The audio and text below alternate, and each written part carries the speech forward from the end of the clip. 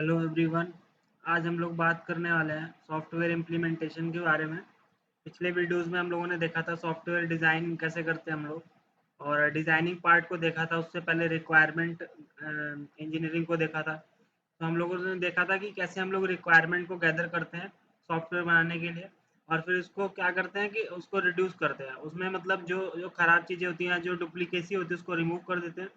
और उसके बाद हम लोग उसका डिज़ाइनिंग करते हैं, मतलब सॉफ्टवेयर डिज़ाइन। और उसके बाद डिज़ाइन में बहुत सारी चीज़ें हमने देखी थी पिछले वीडियो में, जैसे कि आर्किटेक्चरल डिज़ाइन हो गया, और भी डिज़ाइन थे, डेटा डिज़ाइन था, और प्रोसीजर डिज़ाइन। तो 3-4 डिज़ाइन हम लोगों ने देखे थे। तो जैसे कि आपने डिज़ाइन कर लिया, अब उसके बाद नेक्स्ट पार्ट क्या होता है, सॉफ्टवेयर इम्प्लीमेंटेशन। और सॉफ्टवेयर इम्प्लीमेंटेशन में हम लोग क्या करते हैं, रियल जो कोडिंग होता है पार्ट, वो हम लोग सॉफ्टवेयर इम्प्लीमेंटेशन में करते हैं। मतलब जो हमने डिज़ाइन बनाया है उसको कन्वर्ट करते हैं किसमें, कोड में। तो यहाँ पर नीचे देखेंगे आप लोग, जब यहाँ पर लिखा हुआ है relationship between design and implementation. तो डिज़ाइन और इम्प्लीमेंटेशन में क्या रिलेशन होता है, तो वो अगर हमें देखना है तो यहाँ पर देख लीजिए क्या लिखा हुआ है। डिज़ाइन में the blueprint of the software specifying how the system should be structured and how it's component interact.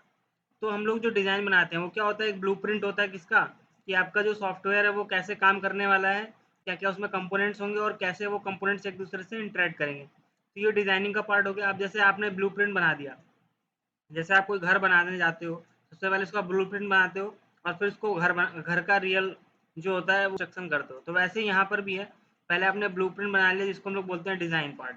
अब उसके बाद इम्प्लीमेंटेशन करना है, तो वो जो डिज़ाइन मैंने बनाया है उसको रियल वर्ल्ड में इम्प्लीमेंट करेंगे थ्रू कोडिंग, और उसको एक मतलब कोडिंग में सॉफ्टवेयर का एक आकार देंगे। जैसे कि यहाँ पर देखिए लिखा है, इम्प्लीमेंटेशन का मतलब क्या होता है, the process of translating the design into actual code. तो जो भी हमने डिज़ाइन बनाया है उसको ट्रांसलेट करना किसमें, एक्चुअल कोड में। तो ये हम कहाँ पे करते हैं, इम्प्लीमेंटेशन में। तो ये जो पार्ट है ये हमारा सॉफ्टवेयर इम्प्लीमेंटेशन का होने वाला है, जहाँ पे हम लोग देखेंगे कि क्या क्या प्रैक्टिसेस हम यूज़ कर सकते हैं सॉफ्टवेयर को इम्प्लीमेंट करने के लिए, जिससे कि हमारा जो सॉफ्टवेयर है वो अच्छा बने, और क्या क्या गलतियाँ हमें नहीं करनी है सॉफ्टवेयर इम्प्लीमेंटेशन में। तो वो सारा चीज़ हम लोग आज देखेंगे, क्योंकि हम लोग डिज़ाइन पार्ट देख चुके हैं। अब हम लोग यहाँ पर देखते हैं कुछ की कॉन्सेप्ट्स के बारे में। देखिए यहाँ पर लिखा हुआ है एब्स्ट्रैक्शन एंड इनकैप्सुलेशन। तो design focuses on high level abstraction and encapsulation of details. Implementation involves detailing how these abstractions are realised. तो मतलब कि यहाँ पर जो डिज़ाइन पार्ट में हम लोग एब्स्ट्रैक्शन कर रहे थे, एनकैप्सुलेशन मैंने बताया था आपको कि जो डेटा होता है और मेथड होता है दोनों को हम एक कैप्सूल में बंद कर देते हैं, उसको बोलते हैं इनकैप्सुलेशन। और एब्स्ट्रैक्शन मतलब होता है कि जो बेसिक जो इम्प्लीमेंटेशन है वो हमें नहीं पता है, हम ऊपर ऊपर से देख लेते हैं। जैसे हम कार चलाते हैं, तो कार के इंजन में क्या हो रहा है या क्या नहीं हो रहा उससे हमसे कोई मतलब नहीं होता, हम सीधे कार चलाते हैं।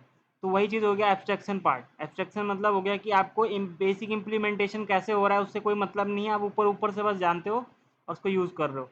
तो फंक्शंस जो हम लोग यूज़ करते हैं उसका बेसिक इम्प्लीमेंटेशन हमें नहीं पता होता, हम ऊपर ऊपर से उसको जानते हैं और वहीं से यूज़ कर लेते हैं, तो वो हो गया एब्स्ट्रैक्शन पार्ट।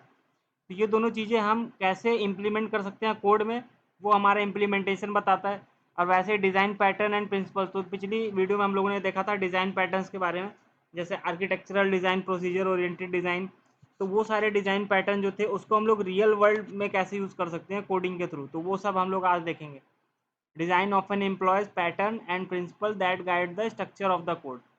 डिज़ाइन डॉक्यूमेंटेशन तो guides implementation ensuring that the development aligns with the envisioned structure। तो डिज़ाइन डॉक्यूमेंटेशन क्या होता है, जो डिज़ाइन हमने बनाया है उसका उसका जो डॉक्यूमेंटेशन हम लोग करते हैं वो क्या बताता है हमें कि हमें कैसे इम्प्लीमेंट करना है, जो डिज़ाइन पार्ट है उसको कोडिंग में कैसे कन्वर्ट करना है, वो सारा चीज़ हमें कौन बताता है, जो हमने डिज़ाइन डॉक्यूमेंटेशन किया है, जो डिज़ाइन बनाए हुए हैं उसका यूज़ करके। इससे हमारा डेवलपमेंट ईजी हो जाता है। अब देखिए एक एग्जांपल यहाँ पर नीचे दिया हुआ है, डिज़ाइन एग्जांपल। यहाँ पर देख लीजिए एक क्लास है, a class employee with methods to get and set an employee name and ID. तो मैंने आपको ऑब्जेक्ट ओरिएंटेड डिज़ाइन बताया था पिछली क्लास में, जहाँ पे हम लोग क्या कर रहे थे, एक क्लास बनाए थे और उसके अंदर डेटा और मेथड बनाए थे, और उसका फिर हम लोग ऑब्जेक्ट बना रहे थे। जैसे मैंने आपको बताया भी था कि कार 1, कार 2, कार 3 और कार एन तक होता है। तो वैसे ही यहाँ पर एक एम्प्लॉय का एग्जांपल लिया है इन्होंने, और एम्प्लॉय का यहाँ पर देखिए कैसे कोड में इम्प्लीमेंट किया है। यहाँ पर देखिए इसका इम्प्लीमेंटेशन इन्होंने दिखाया हुआ है कि हमने पहले तो डिज़ाइन किया उसका कि हमें एक एम्प्लॉय के नाम का क्लास बनाना है, और फिर उसके अंदर दो डेटा रखने हैं, एक एम्प्लॉय का नाम रखना है और एक आईडी, और फिर इसके ऊपर बहुत सारे मेथड्स बनाने हैं, 2-3। तो वही चीज़ यहाँ पर देखिए है, यहाँ पे इनकैप्सुलेशन भी यूज़ हो रहा है। तो यहाँ पर देखिए क्लास बनाया है एम्प्लॉय, तो ये एम्प्लॉय ये क्लास है और इसके अंदर दो चीज़ें हैं, नेम और आईडी। तो ये डेटा हो गया। और यहाँ पर देखिए फंक्शन बनाया है get name, get ID, set ID. तो ये सारे मेथड्स हैं। तो मैंने आपको बताया था कि यहाँ पर ऑब्जेक्ट ओरिएंटेड प्रोग्रामिंग हम लोग इनकैप्सुलेशन के कॉन्सेप्ट को यूज़ करते हैं, जिसमें क्या करते हैं, डेटा और मेथड को कैप्सूल करके रखते हैं। तो इसको समझ लीजिए कैप्सूल है, ये जो क्लास है यहाँ पर, और इसके अंदर क्या क्या चीज़ें कैप्सूल्ड है, एक तो नेम और आईडी जो वेरिएबल हैं वो कैप्सूल्ड हैं, और उसके अलावा यहाँ पर मेथड्स 4 बनाए हुए हैं। तो ये चारों मेथड्स कैप्सूल है। अब इसका हम लोग नीचे जाके क्या कर रहे हैं, const emp is equal to new employee. तो यहाँ पे दो डेटा दे रहे हैं इसको, और एक एम्प्लॉय नाम का वेरिएबल बना रहे हैं, मतलब ऑब्जेक्ट बना रहे हैं इसका। और फिर एम्प्लॉय नाम के ऑब्जेक्ट से हम लोग इस मेथड को कॉल कर सकते हैं। तो यही चीज़ है, यहाँ पर हमने बताया था पिछली क्लास में कि एनकैप्सुलेशन का यूज़ जब हम करते हैं तो उससे हमें सिक्योरिटी मिलता है, जो डेटा है वो सिक्योर रहता है या मेथड सिक्योर रहते हैं। तो यहाँ पर देखिए वही सिक्योरिटी दिख रहा है कि हम बिना ऑब्जेक्ट के उस मेथड को कॉल नहीं कर सकते। जो इसके अंदर क्लास के अंदर मेथड्स बने उसको हम कैसे कॉल कर सकते हैं, डायरेक्टली नहीं कर सकते, उसको हम इसी क्लास का ऑब्जेक्ट बनाएंगे और उसी से कॉल कर सकते हैं। तो ये सारी चीज़ें क्या है, इनकैप्सुलेशन का कॉन्सेप्ट है। तो ये सब जो है, ये जो हम लोगों ने पिछली क्लास में डिज़ाइन पढ़े थे, डिज़ाइन की इम्प्लीमेंटेशन हम लोग यहाँ पर देख रहे हैं। और ये हमारा जैसे रिक्वायरमेंट इंजीनियरिंग होता है, उसके बाद फिर डिज़ाइनिंग होता है, और फिर उसके बाद थर्ड पार्ट आता है कोडिंग या इम्प्लीमेंटेशन। तो ये वही पार्ट है। अब इसमें हम लोग आगे बढ़ते हैं और देखिए यहाँ पर लिखा भी हुआ है बेस्ट प्रैक्टिसेस क्या होती हैं। तो ensure design are detailed enough to guide implementation, मतलब आपने जो डिज़ाइन बनाया है वो इतना बनाया हो कि वो जो भी डेवलपर है वो देख के डिज़ाइन को समझ जाए कि हमें क्या इम्प्लीमेंटेशन करना है। तो डिज़ाइन पार्ट आपका अच्छा होना चाहिए, नहीं तो प्रॉब्लम कहाँ आती है, कोडिंग में या इम्प्लीमेंटेशन में। उसके बाद use design reviews to confirm that the design can be implemented efficiently. तो जो डिज़ाइन के रिव्यूज़ हैं वो क्या करते हो, कंफर्म कि जो डिज़ाइन है वो एफिशिएंटली और इफ़ेक्टिवली इम्प्लीमेंट हुआ है कि नहीं। आप रिव्यूज़ लोगे सबसे कि जो डिज़ाइन पार्ट है, जो हम लोगों ने डिज़ाइन बनाया था, और जो कोडिंग करके उसका इम्प्लीमेंटेशन हुआ है, दोनों मैच कर रहा है कि नहीं, या उसमें कुछ छूट गया है। अब हम लोग नेक्स्ट पार्ट पे आते हैं। यहाँ पर लिखा है implementation issues and programming support environment. तो इम्प्लीमेंटेशन जो हम लोग कोडिंग करते हैं उसमें क्या क्या इश्यूज आते हैं, और जो प्रोग्रामिंग करते हैं उसके सपोर्ट करने के लिए क्या क्या इन्वायरमेंट यूज़ होता है, तो वो हम लोग पढ़ेंगे। यहाँ पर सबसे पहला है कॉमन इम्प्लीमेंटेशन इशूज़। तो क्या क्या ऐसे इशूज़ हैं जो हम लोगों को कॉमनली आते हैं। तो पहला है integration problem, mismatched interface between modules और कंपोनेंट्स। तो पहला है इंटीग्रेशन प्रॉब्लम, मतलब एक कंपोनेंट को दूसरे कंपोनेंट से जोड़ने में जो प्रॉब्लम आती है उसको बोलते हैं इंटीग्रेशन प्रॉब्लम। अब इसमें क्या होता है कि कोई इंटरफेस है वो अलग कोड किया हुआ है और आपका कंपोनेंट अलग कोड किया है। अब जैसे एक एक फंक्शन बनाया आपने, वो स्ट्रिंग ले रहा है, दूसरा फंक्शन ले रहा है और रिटर्न कर रहा है स्ट्रिंग को, और दूसरा फंक्शन ले रहा है कुछ और। तो वहाँ पर क्या प्रॉब्लम आ जाएगा, मिसमैच आ जाएगा इंटरफेस में, कि जो एक एक फंक्शन इनपुट दे रहा है और दूसरा कुछ और ले रहा है।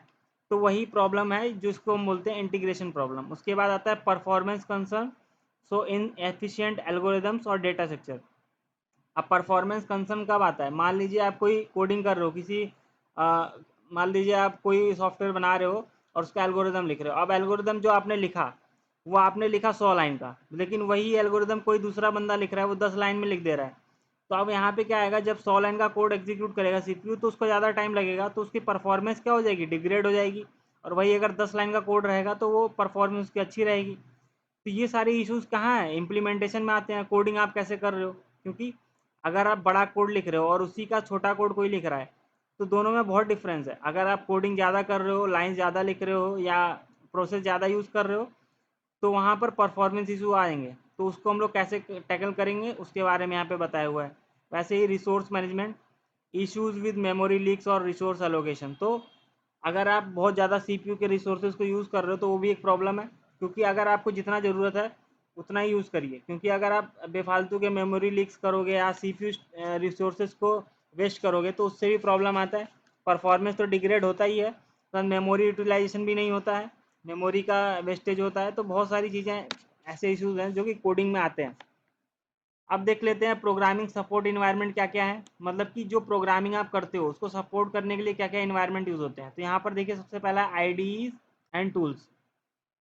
तो आईडीज का फुल फॉर्म होता है इंटीग्रेटेड डेवलपमेंट इन्वायरमेंट। तो मतलब जो भी आप कोड एडिटर यूज करते हो उसको हम लोग आईडी बोलते हैं, जहाँ पे आप कोड लिखते हो। जैसे हम लोग नॉर्मली पहले क्या करते थे, नोट पैड में लिखते थे। तो नोट पैड में लिखने में बहुत प्रॉब्लम होता था, वहाँ पर एक तो स्पेस नहीं लगते थे सही से, वहाँ पे एमेट नहीं मिलता था हम लोगों को। तो अब हम लोग यूज़ करते हैं वीएस कोड, या बहुत सारे लोग नेट बीन्स यूज़ करते हैं। तो ये सारे क्या है, आईडी हैं, यहाँ पर कोड लिखने के लिए देता है। यहाँ पर देखिए लिखा भी हुआ है, use IDEs like VS code, Visual Studio Code और WebStorm that provide code editor, debuggers and build tools. तो यहाँ पर क्या फ़ायदा होता है आईडीज़ को यूज़ करने का, कि यहाँ पर आपको बहुत सारे टूल्स मिल जाते हैं। जैसे आप एक ही कोड एडिटर में कोड लिख रहे हो, उसी में आप रन करा लेते हो, वहीं से आप बिल्ड करके एक EXE फाइल को भी बना देते हो। तो आईडी मतलब हो गया इंटीग्रेटेड डेवलपमेंट इन्वायरमेंट, जहाँ पे हम लोग कोड लिखते हैं अपना। अब उसके बाद वर्जन कंट्रोल सिस्टम भी होता है, ये भी हमारे प्रोग्रामिंग में सपोर्ट करता है। Tools like Git help manage code versions and track changes. तो वर्जन कंट्रोल सिस्टम क्या है, गिट है। गिट और गिटहब हम लोग यूज़ करते हैं किस लिए, वर्जन कंट्रोलिंग के लिए। तो मान लीजिए आपने कोई भी कोड लिखा और उसको सेव कर दिया। अब जैसे ही आपने सेव करके कमिट किया तो वो वर्जन 1 हो गया। अब उसके बाद फिर उसमें कुछ चेंज किया तो वर्जन 2 हो गया। लेकिन आप क्या चाहते हो कि आप पहले वाले वर्जन पे वापस जाना चाहते हो, तो वो भी कर सकते हो वर्जन कंट्रोल सिस्टम से। तो इसका ये फ़ायदा होता है कि वर्जनिंग कर सकते हो, कि आपका पहले का वर्जन क्या था अभी का, और पुराने वर्जन पे भी जा सकते हो। तो ये सारा काम आप कहाँ कर सकते हो, गिट में। तो गिट भी हमें मिलता है, इन्वायरमेंट हमारा सपोर्ट करता है प्रोग्रामिंग के लिए। उसके बाद बिल्ड सिस्टम्स, सो टूल्स लाइक npm और web pack manage dependencies and automate the build process. तो हम लोग जब जावास्क्रिप्ट यूज़ करते हैं तो वहाँ पर npm यूज़ करते हैं, नोड पैकेज मैनेजर। और ऐसे ही और भी अगर लैंग्वेज आप यूज़ करोगे, जैसे पाइथन यूज़ करोगे तो वहाँ पे पिप होता है, और जावा यूज़ करोगे तो वहाँ मेवन होता है। तो ऐसे बहुत सारे बिल्ड सिस्टम होते हैं जहाँ पे आपको npm जैसे वेब पैक और ये सारी चीज़ें मिलती हैं, डिपेंडेंसीज। इससे आपकी जो बिल्ड बना जो सॉफ्टवेयर बना रहे हो उसका जो प्रोसेस होता है वो बहुत ईजी हो जाता है। आप बहुत सारा काम खुद नहीं करते, बल्कि npm के थ्रू करा लेते हो, या बहुत सारे एक्सटर्नल पैकेज इंस्टॉल करके कर सकते हो। उसके बाद आता है डिबगिंग एंड प्रोफाइलिंग। तो debuggers and profilers help identify and fix issues. मान लीजिए आप कोई कोड लिख रहे हो और उसमें कुछ एरर आ गया, अब उसको आप सॉल्व कैसे करोगे। तो उसके लिए डिबगर आपको मिलता है, वीएस कोड में ही मिलता है, या अलग अलग आईडी जब यूज़ करोगे तो वहाँ पे आपको डिबगर मिलता है। डिबगर से क्या होता है, वो आपको ये बताएगा कि पर्टिकुलर लाइन नंबर पे आपको एरर आ रहा है, और वो थोड़ा सजेशन भी देगा आपको कि आपको एरर क्या आ रहा है, आप उसको सॉल्व कर सकते हो। तो उसको बोलते हैं डिबगर। तो ये सारी चीज़ें आपको कहाँ मिलती हैं, आईडीज़ के अंदर ही मिलती हैं। अब जैसे यहाँ पे एग्जांपल हम लोग देख लेते हैं, इंटीग्रेशन इशू क्या आ सकते हैं। तो यहाँ पर देख लीजिए एक फंक्शन है कैलकुलेट डिस्काउंट। अब ये डिस्काउंट जो कैलकुलेट कर रहा है फंक्शन, ये प्राइस ले रहा है और एक डिस्काउंट ले रहा है, और फिर यहाँ से रिटर्न कर रहा है प्राइस मल्टीप्लाई 1 माइनस डिस्काउंट। तो ये यहाँ पे सिंपली क्या कर रहा है कि प्राइस को डिस्काउंट को कैलकुलेट कर रहा है, और ये रिटर्न कर दे रहा है यहाँ से डिस्काउंट को। अब दूसरा फंक्शन है यहाँ पे डिस्प्ले डिस्काउंट प्राइस, और ये क्या कर रहा है, डिस्काउंटेड प्राइस को यहाँ पे डाल रहा है। अब ये डिस्काउंटेड प्राइस को एंट्री ले रहा है और यहाँ से डिस्काउंटेड प्राइस को प्रिंट कर दे रहा है, बस सिंपल सा काम कर रहा है। अब यहाँ पर देखिए दोनों चीज़ों में क्या डिफरेंस है। यहाँ पर देखिए एक फंक्शन है कैलकुलेट डिस्काउंट, जो कि डिस्काउंट को कैलकुलेट कर रहा है, और दूसरा डिस्काउंट को प्रिंट कर रहा है। अब मैंने इसको तीसरे फंक्शन में यूज़ कर लिया यहाँ पर देखिए इंटीग्रेशन कर रहे हैं डिस्प्ले डिस्काउंट प्राइस। सो यहाँ पर हमें क्या चाहिए, हमें यहाँ पर चाहिए कि कितना प्राइस वो डिस्काउंट में ले रहा है। तो यहाँ पर हमने इसमें फंक्शन कॉल कर दिया कैलकुलेट डिस्काउंट, और कैलकुलेट डिस्काउंट में यहाँ पर 100 पास किया और 0.2। तो अब 100 यहाँ पे पास किया और 0.2, और ये क्या रिटर्न करेगा, ये देखिए कैलकुलेट डिस्काउंट है यहाँ पे। ये कैलकुलेट डिस्काउंट कहाँ पे बना हुआ है, यहाँ पर बना है। ये क्या कर रहा है, प्राइस जो आप पास कर रहे हो, प्राइस में से 1 माइनस डिस्काउंट को माइनस करके रिटर्न कर रहा है। तो ये यहाँ से रिटर्न करेगा जो भी, उसको ये क्या करेगा, डिस्प्ले डिस्काउंट प्राइस उसको क्या करेगा, उसको यहाँ पर प्रिंट कर देगा, सिंपल सा। तो आपका जो डिस्काउंटेड प्राइस है यहाँ पर देखिए, अब इसमें एक एरर आएगा। वो एरर क्या आ रहा है, देखिए यहाँ पे जो डिस्काउंट प्राइस आप यहाँ पास कर रहे हो, है ना, कैलकुलेट डिस्काउंट में दो चीज़ें पास कर रहे हो। देखिए यहाँ पे ऊपर, यहाँ पर एक प्राइस पास कर रहे हो, एक डिस्काउंट पास कर रहे हो। अब प्राइस जो है वो इंटीजर होना चाहिए, डिस्काउंट भी इंटीजर होना चाहिए, लेकिन आप यहाँ पे जब डबल कोड में पास कर रहे हो तो ये हो गया स्ट्रिंग, और ये हो गया आपका इंटीजर। तो यहाँ पर देखिए वही लिखा हुआ issue 100 is a string not a number. तो जो आप कैलकुलेशन कर सकते हो, मतलब जो आप कैलकुलेशन करते हो तो वो तो आप स्ट्रिंग पे तो करते नहीं हो, नंबर पे करते हो ना। इंटीजर होना चाहिए या फ्लोट होना चाहिए, जो डेटा टाइप है आपका वो इंटीजर होना चाहिए या फ्लोट, तभी तो आप माइनस प्लस कर सकते हो। लेकिन यहाँ पर आप पास क्या कर रहे हो, 100 को स्ट्रिंग में पास कर रहे हो, तो इससे क्या होगा, एरर आएगा। तो इसको सॉल्व करने के लिए अब देखिए नीचे क्या किया हुआ है, इसका एग्जाम्पल दिया हुआ है, सॉल्यूशन एग्जाम्पल। और यहाँ पर दिया है क्या, वही मेथड बनाया है प्राइस और डिस्काउंट, लेकिन यहाँ पे चेक कर रहा है जो आप प्राइस पास कर रहे हो वो नंबर है कि नहीं। तो यहाँ पे दोनों में चेक कर रहा है प्राइस और डिस्काउंट को, और अगर नंबर नहीं होगा तो यहाँ से थ्रो कर देगा एरर को, और अगर नंबर दिया है आपने तो ये डिस्काउंट को कैलकुलेट करके भेज देगा। अब ये जो सॉल्यूशन है इसका, कि जो इंटीग्रेशन इशू आ रहे हैं उसका सॉल्यूशन क्या है, कि आप चेक कर लीजिए पहले ही कि ये दोनों इंटीजर हैं कि नहीं, और अगर इंटीजर हो तब कैलकुलेशन करिए, नहीं तो मत करिए। तो अब इससे क्या होगा, आपका जो इशू है वो रिजॉल्व हो जाएगा। यहाँ पर देखिए करेक्ट इंटीग्रेशन हो गया, कि ट्राई और कैच ब्लॉक लिखा, जैसे ही ये डिस्काउंटेड प्राइस जो है यहाँ से कैलकुलेट करके भेजेगा वेरिएबल में। अब अगर यहाँ पे 100 और 0.2 इंटीजर नहीं होंगे तो ये यहीं से एरर रिटर्न कर देगा और बाहर चला जाएगा, नहीं तो फिर ये अगले वाले में जाएगा और यहाँ से डिस्प्ले कर देगा आपके डिस्काउंटेड प्राइस को। तो ये एक चीज़ है जो कि आपको समझ में आनी चाहिए कि यहाँ पर हम लोग क्या कैसे कर सकते हैं इंटीग्रेशन इश्यूज को सॉल्व। तो वही चीज़ यहाँ पर बताया गया। अब अगला क्या है इसमें, utilise ID features to streamline coding and debugging. यहाँ पर वही बोल रहा है जो आईडी आपको मिलता है इंटीग्रेटेड डेवलपमेंट इन्वायरमेंट, जहाँ पे कोडिंग भी कर सकते हो, डिबगिंग भी कर सकते हो, डेवलपमेंट बिल्ड कर सकते हो, तो उसका आप यूज़ करिए। जो फीचर्स आपको आईडी प्रोवाइड कर रहा है उसको यूज़ करिए। और इंटीग्रेट वर्जन कंट्रोल अर्ली, तो हमें वर्जन कंट्रोल जैसे गिटहब यूज़ करना है तो उसको हमें अर्ली शुरुआत में ही ऐड करना होता है, जिससे क्या होता है कि मान लीजिए हमारा कोई कोड डिलीट हो गया तो उसका हम वर्जनिंग कर रहे हैं अगर, तो फिर पीछे जा सकते हैं, या मान लीजिए कोई एरर आ रहा है तो हम पीछे जा सकते हैं। और regularly profile and optimise code to prevent performance bottleneck. So performance के जो इश्यूज आते हैं उसको हटाने के लिए हम लोग कोड को ऑप्टिमाइज करते हैं, मतलब जब आपका 100 लाइन का कोड जो है उसको आप कम करो, मतलब कोशिश करो कि वो कम हो जाए। तो जब आप ऑप्टिमाइज करते हो कोड को तो आपके जो परफॉर्मेंस इश्यूज हैं वो भी हट जाते हैं। ये कुछ बेस्ट प्रैक्टिसेस थी जो हम लोगों ने समझी। हम लोग थर्ड पार्ट पे आते हैं, कोडिंग द प्रोसीजरल डिज़ाइन। तो हम लोगों ने पिछले वीडियो में देखा था प्रोसीजरल डिज़ाइन के बारे में, जहाँ पे हम लोग बहुत सारे फंक्शंस को बनाते थे, और तो वही कैसे हम उसका कोडिंग कर सकते हैं, तो वहाँ पे दिया हुआ है देखिए प्रोसीजरल डिज़ाइन ओवरव्यू। तो यहाँ पर क्या है, focuses on the sequence of actions procedure that the software perform. तो जो भी आप एक्शंस कर रहे हो या जो भी आप फंक्शन बना रहे हो तो उस पर फोकस करता है जो प्रोसीजरल डिज़ाइन होता है। प्रोसीजर मतलब हो गया फंक्शन, तो जो भी आप फंक्शन बना रहे हो अलग अलग, जैसे कैलकुलेटर में आप ऐड फंक्शन बना रहे हो, मल्टीप्लाई डिवाइड, तो सारे फंक्शंस कैसे कैसे काम कर रहे हैं उसके अंदर आपने कोडिंग कैसे किया हुआ है वो हमारा आता है प्रोसीजरल डिज़ाइन में। अब देखिए इसमें कोडिंग टेक्निक्स क्या यूज़ होती हैं। तो यहाँ सबसे पहला है मॉड्यूलराइजेशन। तो मॉड्यूलराइजेशन मतलब मॉड्यूल्स में तोड़ देना। अब जैसे एक कैलकुलेटर है, आपको अगर उसको मॉड्यूलराइज करना है तो उसको आप कैसे कर सकते हो, कैलकुलेटर के अंदर ऐड फंक्शन को अलग लिख दो, मल्टीप्लाई को अलग लिख दो, डिवाइड को अलग लिख दो, माइनस को अलग लिख दो। तो ये क्या हो गया, मॉड्यूल्स में आपने तोड़ दिया फंक्शन को। एक मॉड्यूल हो गया ऐड, एक मॉड्यूल हो गया सब्सट्रैक्ट, एक हो गया मल्टीप्लाई, एक डिवाइड। तो वही है break down code into functions to manage complexity and enhance reusability. तो इससे क्या होगा कि आपकी जो कॉम्प्लेक्सिटी है वो रिड्यूस जाएगी। यही तो होता है, आप कोई बड़ा प्रॉब्लम आपके पास आया, आप उसको क्या करते हो, छोटे छोटे प्रॉब्लम में तोड़ देते हो, जिससे क्या होता है कि आपकी जो कॉम्प्लेक्सिटी है वो छोटी हो जाती है, तो आप उसको धीरे धीरे टैकल कर सकते हो। उसके बाद नेक्स्ट क्या है, पैरामीटर पासिंग। तो pass data between functions using parameters. तो हम लोग डेटा को पास करते हैं यूजिंग पैरामीटर्स। आप यहाँ नीचे देख लीजिए, यहाँ पर एक फैक्टोरियल का प्रोग्राम बनाया हुआ है और उसमें n पास किया हुआ है। अब n में हम यहाँ पे पैरामीटर पास कर देंगे 5, तो 5 का फैक्टोरियल दे देगा।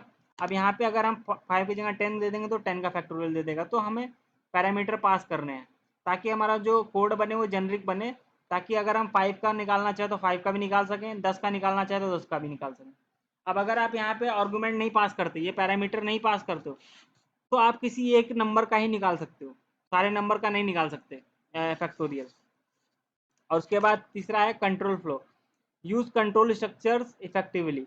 तो यहाँ पर देखिए जो कंट्रोल स्ट्रक्चर मतलब होता है जो फॉर लूप आप लगा रहे हो या इफ एल्स कंडीशन वगैरह लगा रहे हो, यहाँ पर देखिए इफ लगा हुआ है, उसको सही से यूज़ करिए, क्योंकि इसी से बहुत ज़्यादा प्रॉब्लम होता है। जो परफॉर्मेंस इशू आते हैं या आपका जो लॉजिक है वो सही नहीं लगता, वो कंट्रोल फ्लो के थ्रू होता है। तो यूज़ कंट्रोल स्ट्रक्चर्स इफेक्टिवली, जहाँ पे यूज़ है वहीं पे यूज़ करिए, फालतू का यूज़ मत करिए। तो यही सब है। अब इसमें एग्जाम्पल देखिए दिया हुआ है, डिज़ाइन एग्जाम्पल। अब procedure to calculate the factorial of a program, मैंने क्या बताया था आपको, प्रोसीजर मतलब था फंक्शन। तो यहाँ पर भी देखिए फंक्शन बना रहा है जो कि फैक्टोरियल को निकाल रहा है। तो यहाँ पर देखिए एक एन यहाँ पे लिया हुआ है इस फंक्शन में, एन। अब यहाँ पे चेक कर रहा है एन क्या जीरो से एन जीरो तो नहीं है, जीरो छोटा तो नहीं है। अगर जीरो से छोटा होगा तो यहाँ पर नंबर क्या आ जाएगा, number must be a non negative. क्योंकि जो फैक्टोरियल आप निकालते हो, फैक्टोरियल क्या होता है कि प्लस में होता है। अब आप जो नंबर पास कर रहे हो, जैसे आपने 5 पास किया तो 5 क्या है, प्लस का 5 है, तो आप उसका फैक्टोरियल निकाल सकते हो। लेकिन जो जीरो से छोटे नंबर होते हैं उनका फैक्टोरियल आप नहीं निकाल सकते। तो यहीं पे ये रोक देगा, कहेगा कि अगर आपका एन जो है वो जीरो से छोटा है, जीरो से छोटा मतलब क्या हो गया, -1 -2 -3। तो आप क्या भेज दीजिए यहाँ से कि number must be non negative, कि नॉन निगेटिव होना चाहिए नंबर, निगेटिव नहीं होना चाहिए। तो फिर अगर मान लीजिए यहाँ से 5 भेजता है 6, तो ये वाला चलेगा नहीं, नीचे आ जाएगा कोड, और यहाँ रिजल्ट में 1 आ जाएगा, और फिर लूप लगाएगा और रिजल्ट को आई से मल्टीप्लाई करता जाएगा। अब आई में पहली बार 1 आया, फिर 2 3 4 ऐसे करके एन तक चलेगा। एन कितना होगा, जैसे मान लीजिए आपने 5 यहाँ पास किया, तो आई इक्वल टू 1 से लेके 5 तक चलेगा, और 5 बार मल्टीप्लाई करेगा आई को 5 से। तो उससे क्या होगा, रिजल्ट में जो भी स्टोर होगा उसको हम यहाँ से रिटर्न कर देंगे रिजल्ट को। तो वही फिर यहाँ पे कॉल कर लिया है कंसोल लॉग, और यहाँ फैक्टोरियल में 5 पास कर दिया है। तो 5 को जैसे ही पास किया तो उसका जो रिजल्ट कैलकुलेट हुआ और यहाँ से रिटर्न हुआ, उसको आपने कंसोल लॉग से प्रिंट करा दिया, और वो आउटपुट क्या आया, 120। अब यहाँ पे बेस्ट प्रैक्टिसेस क्या है, तो की functions small and focused on a single task, use meaningful names for function and parameters. तो पहला अगर हम देखें तो क्या लिखा है कि फंक्शन स्मॉल, तो जो फंक्शन आप बना रहे हो उसको स्मॉल रखो। यहाँ पर देखिए 10-15 लाइन का कोड है, बस 10 का भी नहीं होगा। तो आप जो कोड लिख रहे हो, जो आप फंक्शन बना रहे हो, जैसे आपने कैलकुलेटर बनाया, तो कैलकुलेटर में जो आपने ऐड फंक्शन बनाया, तो उसको आप ज़्यादा से ज़्यादा 10 15 20 लाइन तक ही रखिए, ज़्यादा बड़ा कोड मत करिए फंक्शन में। और अगर आपका जो कोड है वो ज़्यादा होता है तो आप उसके लिए अलग से फंक्शन बना सकते हो। तो एक ही फंक्शन में बहुत ज़्यादा कोड मत करिए, ये ना हो कि आप 100 1000 लाइन का कोड लिख रहे हो एक ही फंक्शन में, तो वो नहीं होना चाहिए। दूसरा क्या लिखा हुआ है कि use meaningful name for function and parameter. तो आपने देखे यहाँ पे जैसे हमने मीनिंगफुल नेम यूज़ किया ना, कि फैक्टोरियल के लिए जो फंक्शन बनाया उसका नाम फैक्टोरियल रख दिया। तो अब अगर जैसे हम कैलकुलेटर में अलग अलग फंक्शन बनाते हैं, तो जैसे ऐड करने के लिए ऐड फंक्शन का नाम रखते हैं। अब मान लीजिए आप फंक्शन बना रहे हो ऐड, और उसका नाम सब्सट्रैक्ट रख दो, तो कोई मीनिंग बनता है उसका, नहीं बनता। तो इसीलिए बोल रहा है कि जो आप नाम भी रखो फंक्शन का वो भी मीनिंगफुल रहे, ताकि आपको समझने में कोड आसानी रहे। अब देखते हैं चौथा पॉइंट क्या है, गुड कोडिंग कोडिंग स्टाइल। तो गुड कोडिंग स्टाइल क्या होता है कि आप जो कोडिंग कर रहे हो उसके भी बहुत सारे स्टाइल्स होते हैं, आप अलग अलग तरीके से कोड करते हो, कोई ज़्यादा मेथड्स बना के करता है, कोई कहीं किसी तरीके से करता है। तो हम ये देखने वाले हैं कि कौन सा तरीका बेस्ट रहने वाला है। तो यहाँ पर देखिए इंपॉर्टेंस ऑफ कोडिंग स्टाइल। तो क्या क्या कोडिंग स्टाइल का क्या इंपॉर्टेंस है हमारे जो कोडिंग हम लोग करते हैं उसमें। तो यहाँ पर देखिए कंसिस्टेंसी एंड रीडेबिलिटी। तो consistent style improves readability and maintainability. तो कंसिस्टेंट स्टाइल आप अगर यूज़ कर रहे हो, कि मतलब आप जो है कोड को सही से लिख रहे हो, इंडेंटेशन उसमें सही कर रहे हो, ऊपर नीचे ब्रैकेट सही लगा रहे हो, तो उससे क्या होता है, और कमेंट्स लिख रहे हो, तो उससे क्या होता है कि इम्प्रूव्स रीडेबिलिटी एंड मेंटेनेबिलिटी। तो आप उसको रीड कर सकते हो इजीली। अब मान लीजिए कोई कोड है, अब ये ऊपर वाला कोड ही देख लीजिए आप लोग, अगर मैं इसके सारे स्पेसेस हटा के इसको एक ही में कर दूं तो कोई समझ नहीं पाएगा ये कोड क्या है। तो वहाँ पे रीडेबिलिटी खराब हो जाएगी, कंसिस्टेंसी खराब हो जाएगी। अब वही चीज़ अगर आप यहाँ पे देखिए सही से लिखा हुआ है, ऊपर नीचे अलग अलग लाइन में कोड लिखा हुआ है, तो इससे क्या होगा, रीडेबिलिटी होगी, मेंटेनेबिलिटी होगी। मतलब अगर आपके पास कोई एरर आता है तो आप उसको सही कर सकते हो, उसको मेंटेन कर सकते हो, कोड को मेंटेन कर सकते हो, और रीड भी कर सकते हो easily.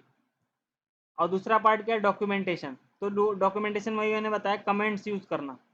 Comments and documentation explain complex parts of the code. तो जैसे कुछ पार्ट है जो आपको याद रखना है या जो समझना है, जो या दूसरे डेवलपर को बताना है, वो आप कमेंट में लिख दो यहाँ पे। जैसे यहाँ पर देखिए, यहाँ पर तो कमेंट नहीं यूज़ किया है, इसके ऊपर वाले में शायद किया, हाँ यहाँ पे देखिए। अब यहाँ पर देखिए सारा चीज़ कोड नहीं है इसमें। जैसे एक फंक्शन मैंने बनाया, इसके ऊपर मैंने कमेंट लिख दिया मॉड्यूल 1। तब कोई और डेवलपर आएगा या मैं खुद आऊँगा कुछ दिन बाद, तो मैं इसको पढ़ूंगा तो मुझे पता चल जाएगा ये जो है इतना, ये मॉड्यूल 1 है। उसके बाद नीचे वाला जो है ये मॉड्यूल 2 है। और उसके बाद देखिए नीचे एक और कमेंट लिखा हुआ है इंटीग्रेशन इशूज़, तो अब ये भी एक कमेंट है। उसके बाद इशू 100 इज अ स्ट्रिंग, तो ये भी एक कमेंट है। जिसको कंपाइलर नहीं पढ़ेगा, इसको आप पढ़ोगे बस।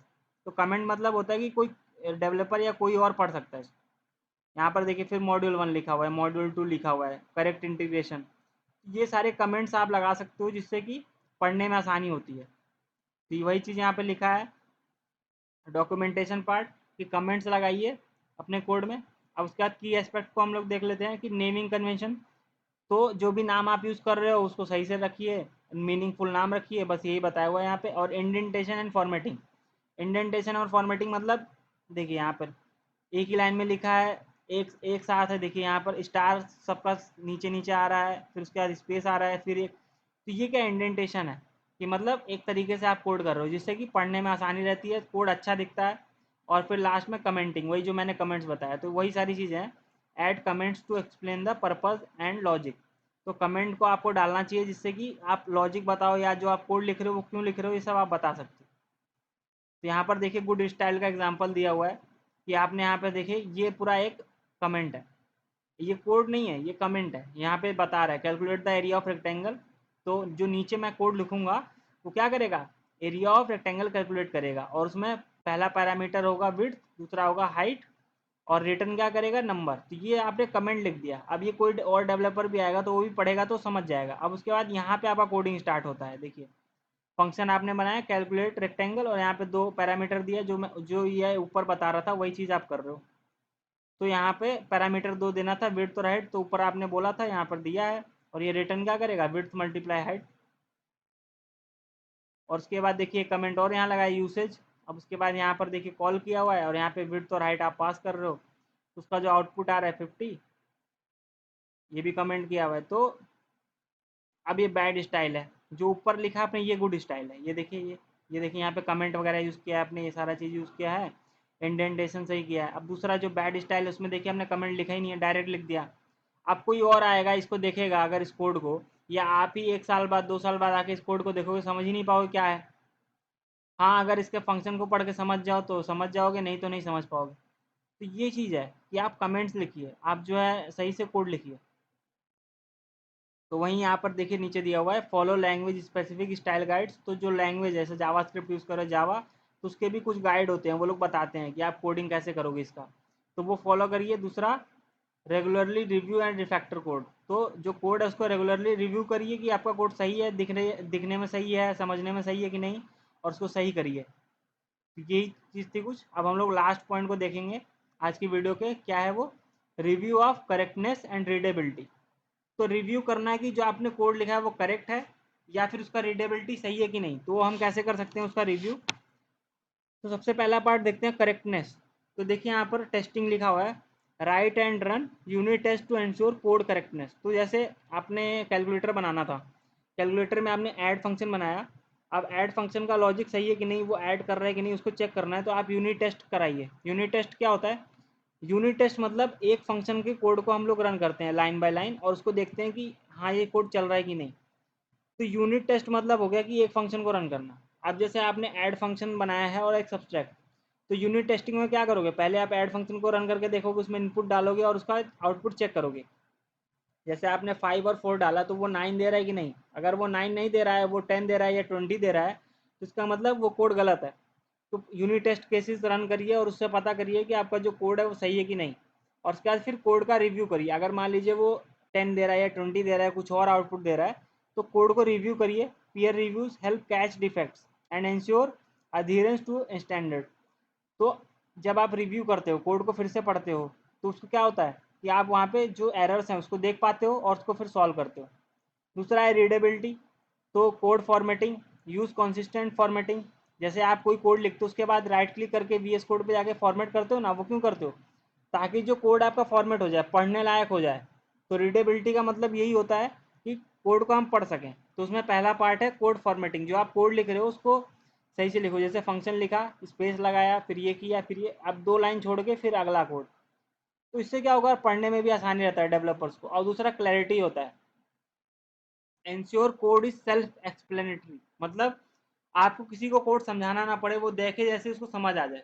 कैसे? अब देखिए यहाँ पे समझ आ जाएगा मुझे, अगर मैं डेवलपर हूँ तो मुझे समझ आ जाएगा कि यहाँ पे एक फंक्शन बनाया है डिवाइड, जिसमें 2 आर्गुमेंट ले रहा है और उसका जो डिवाइड करके भेज रहा है। उसके बाद 2 लाइन का गैप दिया आपने, तो अब मैं समझ गया ये अगला लाइन का कोड है। और यहाँ पर क्या लिखा हुआ है, कंसोल डॉट लॉग डिवाइड और 10,2। तो जो डिवाइड आपने ऊपर फंक्शन बनाया था उसको नीचे आपने कॉल किया, यहाँ पे 10 और यहाँ पे 2 दिया और ये रिटर्न करेगा आपको 5। वैसे ही आपने फिर अगले लाइन में 10 और 0 दिया तो ये इन्फिनिटी रिटर्न करेगा। तो क्या है, क्लैरिटी हो गया अब हमें। अब आपको नहीं समझाना पड़ा, मैं खुद समझ गया ये कोड क्या है। तो यही चीज़ है। अब देखिए यहाँ पर जो ये इसका इम्प्रूव कोड क्या है, यहाँ पर इश्यूज हैं कुछ, कोड विथ पोटेंशियल इश्यूज। यहाँ पर कुछ इश्यूज क्या है, एक तो कमेंटिंग नहीं किया हुआ है, कम कमेंट किया हुआ है। यहाँ पर तो कमेंट लिखा है लेकिन यहाँ पर कमेंट कुछ नहीं किया है, ये डिवाइड फंक्शन में कुछ कमेंट नहीं किया है। तो यहाँ पर देखिए इसका इम्प्रूव कोड कैसे होगा। यहाँ पर आपने पहले ऊपर कमेंट लिखा डिवाइड टू नंबर, यहाँ पर पैरामीटर दे दिया A the dividend, B the divisor, और फिर रिटर्न जो कर रहा है वो क्या है, रिजल्ट है, और थ्रोज एरर। ये आपने समझा दिया पूरा। अब उसके बाद आपने यहाँ पे फंक्शन बनाया और फंक्शन में भी जो ए और बी भेजा उसको पहले आपने चेक कर लिया कि बी जो है वो 0 के बराबर तो नहीं है, क्योंकि अगर आपका जो नीचे का जो जिससे डिवाइड कर रहे हो अगर वो 0 हो जाता है तो आपका रिजल्ट इन्फाइनिटी में चला जाता है। और ये चीज़ आपने ऊपर नहीं किया था, यहाँ पे डायरेक्ट आप डिवाइड कर दिए, तो ये एरर है। अब यहाँ पर मान लीजिए कोई बी में 0 कर दिया, बी में 0 दिया तो आपका एरर आ गया, आपको पता ही नहीं चलेगा। तो इसको सॉल्व करने के लिए आप देखिए यहाँ पे क्या कर रहा है, पहले तो कमेंट लिखा है इसने, ये सही काम किया। दूसरा फॉर्मेटिंग भी सही किया। तीसरा जो एरर्स आ सकते हैं उसको भी यहाँ पे सॉल्व कर रहा है। देखिए यहाँ पे अगर बी 0 है तो उसमें पहले से ही एरर भेज देगा कि divide by 0 is not allowed. और अगर मान लीजिए बी में 0 नहीं दिया, कुछ और दिया, तो यहाँ पे डिवाइड करके भेज देगा। और उसके बाद यहाँ पे ट्राई कैच लगाया, जिससे क्या हो कि अबे कोई कोई भी एरर आएगा तो ये बाहर निकल जाएगा। तो ये कुछ बेस्ट प्रैक्टिस है जो आप यूज़ कर सकते हो। अब यहाँ पर लिखा हुआ है लास्ट पॉइंट की बेस्ट प्रैक्टिसेस क्या है, इनकॉर्पोरेट ऑटोमेटिक टेस्टिंग। अब यहाँ पे ऑटोमेटिक टेस्टिंग आप कर रहे हो क्योंकि आपने कोड लिख दिया है, अब टेस्ट ये ऑटोमेटिक कर लेगा। अगर बी आपने 0 किया तो यहाँ से भेज देगा, नहीं तो ये उसको डिवाइड कर देगा। और दूसरा क्या पॉइंट है कि conduct regular code reviews to maintain quality. अब आपने ये कोड लिख दिया कुछ दिन पहले, अब फिर आप फिर उसको देखो कि इसमें कुछ चेंज कर सकते हो क्या। तो इससे क्या होगा कि आपकी जो क्वालिटी है कोड की वो बढ़ जाएगी। ऐसा तो है नहीं कि आप पहले बार में ही 100% सही कोड लिख दोगे। तो आप जितनी बार उसको देखोगे उतनी बार उसमें चेंजेस करोगे, उतनी बार आपका कोड सही होता जाएगा। आप ऐसा ही तो करते हो कि एक बार आपने कोड किया, उसमें कुछ एरर्स हैं, फिर बार बार उसको सॉल्व करते हो, एक एक एरर को सॉल्व करते हो, फिर ऐसा टाइम आता है एक बार कि बहुत कम या कुछ भी एरर नहीं रह जाता, तो आपका कोड सही चलता है। तो वही चीज़ बता रहे हैं। तो आज हम लोगों ने पढ़ा सॉफ्टवेयर इम्प्लीमेंटेशन के बारे में कि अच्छी कोडिंग प्रैक्टिस हम लोग क्या यूज़ कर सकते हैं, कमेंट्स लगाना, फॉर्मेटिंग करना, ये सारी चीज़ें। और कोडिंग को हम लोग कैसे कर सकते हैं अच्छे तरीके से। तो आज के वीडियो में हम लोग यहीं तक रखते हैं और अब हम लोग मिलेंगे नेक्स्ट वीडियो में, जहाँ पे हम लोग नेक्स्ट टॉपिक देखेंगे इसका।